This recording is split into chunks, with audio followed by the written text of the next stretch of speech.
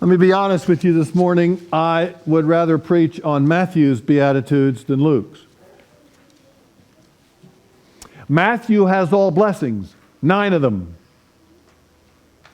Blessed are you who are hungry and thirsting for righteousness. Blessed are those who mourn. Blessed are you who are poor in spirit. As a guy who likes the glass half full, I like it when God blesses God's people, even those people who I don't think need or deserve to be blessed. Luke starts that way.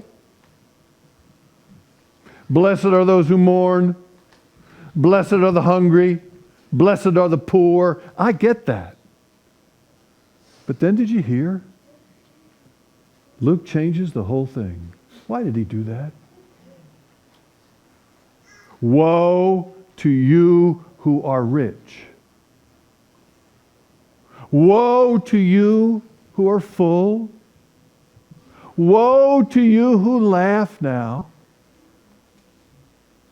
Now, I know that the Greek word for woe probably doesn't mean cursed or condemned. In all likelihood, the word woe is Jesus' way of saying there's trouble up ahead, watch out. I get that.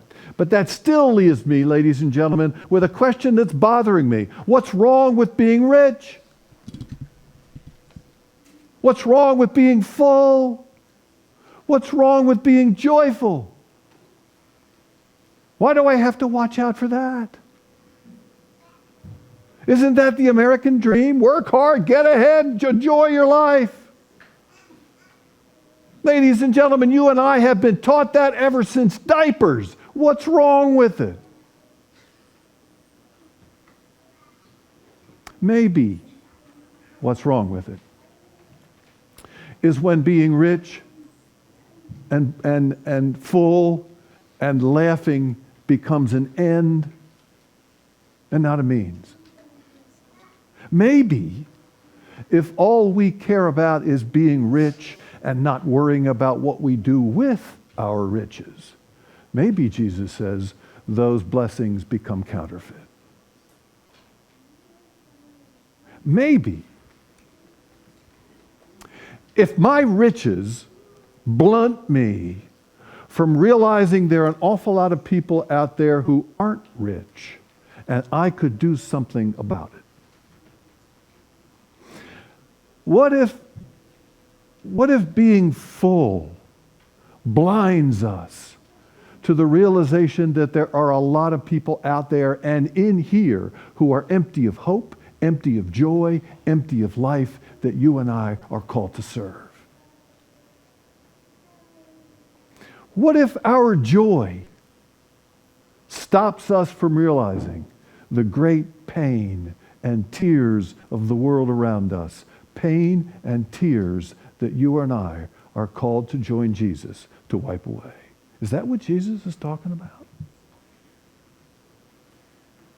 It's clear from the Gospels that Jesus has come to bring a new way of living, a new way of relating to the world in which God created. That new way of living and loving and being a part of God's creation is not only when we die, it's here. It's right now.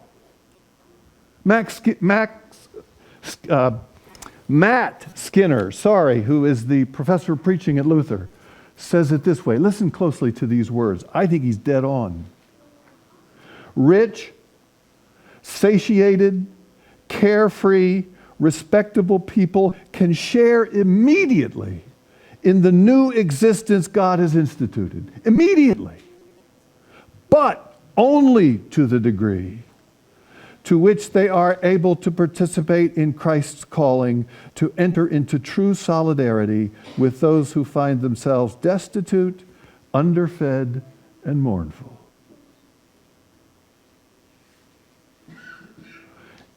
In other words, I think what Skinner is trying to say is if we use our riches only for our well-being, watch out, Jesus says.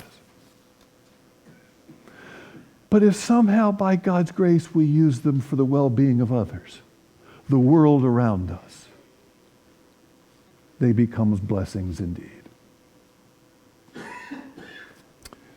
Recently, the ELCA has taken it on the chin. You all know that. Some things that were done and said that have caused the Lutheran Church a great deal of angst. But I want to share with you this. 5 years ago, the ELCA started a capital campaign to raise an awful lot of money to do ministry in the world. Last June, this past June, that 5-year campaign was over. Anybody want to guess the money that the ELCA raised? $250 million. Half of which is going to eradicate world hunger from the face of the earth. Now, I want to give God thanks for the ELCA and for its partnership to stand shoulder and shoulder with Jesus Christ to care for those people who are most in need. Ladies and gentlemen, I think what Luke's Jesus is telling us is when we do that, when I do that, when you do that, when the Lutheran Church of the Resurrection does that, we become little Christs. We become saints.